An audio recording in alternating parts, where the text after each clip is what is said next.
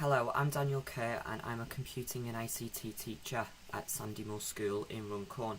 This is my first vlog for December 2014 and my focus today is my work on SharePoint sites through Office 365. As I studied web development at university, the web design aspect was something that I was particularly interested in with regards to the school's VLE.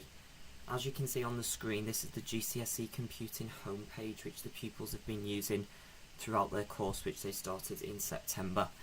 When they get to the home page, they can see that they have a list of topics which I've created for them, and they can click into each one depending on what we're looking at in the lesson for that day.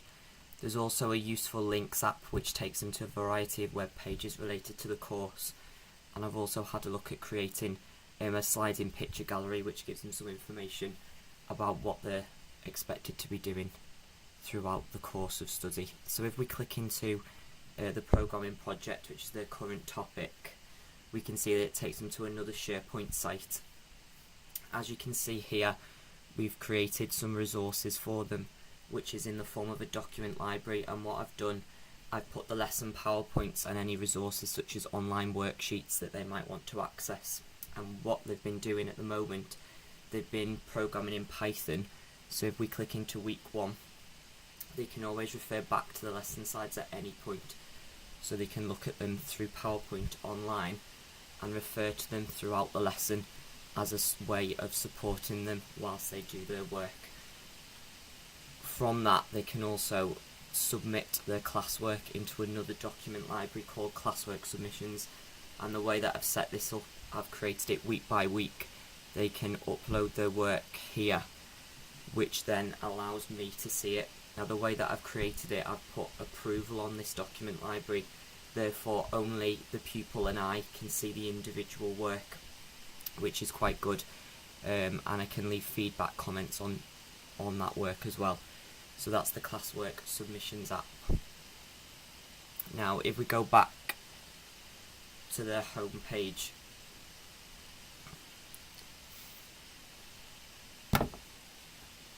we can see that I've also created a discussion area as well, which is another app that I've added, and again, this is something that we've been using in class. For example, the exit ticket discussion, and this is a page where they can post what they've learnt in a particular lesson, and if there's anything they need me to go over again, they just write their comments here in real time and I can respond to them straight away. So that's quite a useful tool for immediate response on that. So that's something that we've been looking at as well.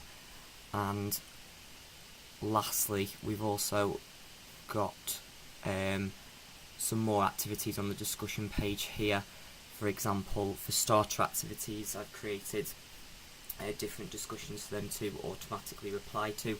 So in this example here, I've put a picture in to the discussion thread, and for this one they had to rearrange the text message algorithm into the correct order and then post it, and then they can also see what their peers have posted. If they were finding that task difficult, they could see other members of the class to see what they were doing. So it was quite good, again, with this idea of real-time learning and it all being in the cloud as well. So that's something else that we've been looking at during GCSE computing.